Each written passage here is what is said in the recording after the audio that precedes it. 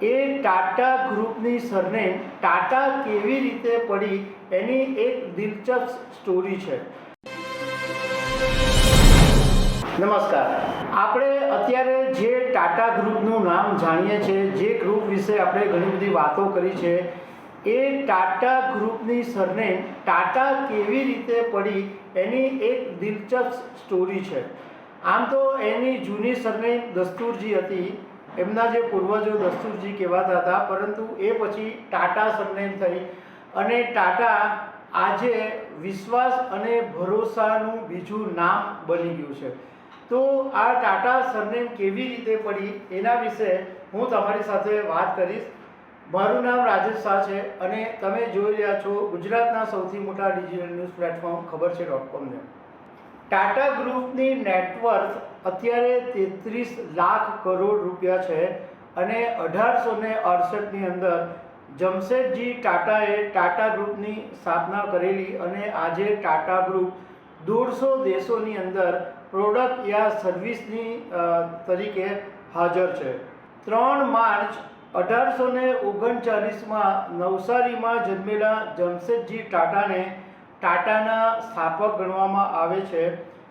હવે તમને હું એ વાત કરીશ કે આખરે આ ટાટા સરનેમ આવી ક્યાંથી। ટાટાનું જે મૂળ છે, જે પૂર્વજો છે, એ મૂળ દસ્તુર પરિવાર અને જે પારસીઓ જ્યારે ઈરાનના ફારસથી સંજાણ પહેલાં આવેલા, ગુજરાતના સંજાણ આવેલા અને એ પછી સંજાણથી તેઓ ધીરે ધીરે ગુજરાતના જુદા જુદા શહેરોમાં ફેલાયા।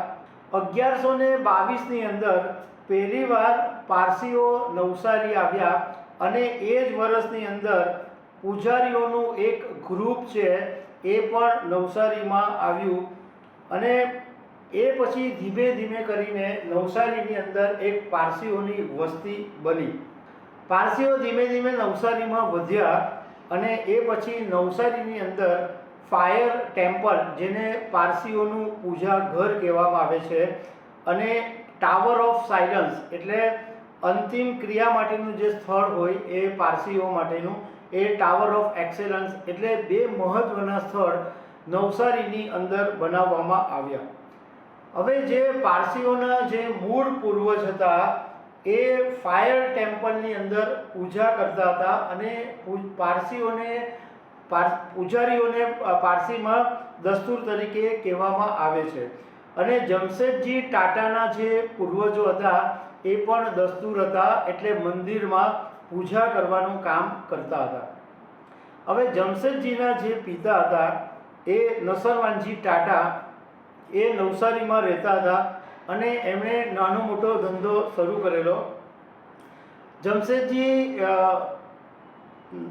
નસરવાનજીને એવું હતું કે એમનો જે મોટો પુત્ર છે જમશેદજી એ સારું એવું ભણે, એટલે એમને મુંબઈ ભણવા મોકલાયેલા અને જમશેદજી 17 વર્ષની ઉંમરમાં મુંબઈની એલ્ફિન્સ્ટન કોલેજમાં એમણે એડમિશન લીધેલું અને ટોપરની ડિગ્રી મેળવીને તેઓ બહાર આવેલા। જમશેદજી પહેલેથી બહુ જ મહત્વાકાંક્ષી હતા અને એક મોટો બિઝનેસ કરવાનું એમના મનની અંદર ખેવના હતી।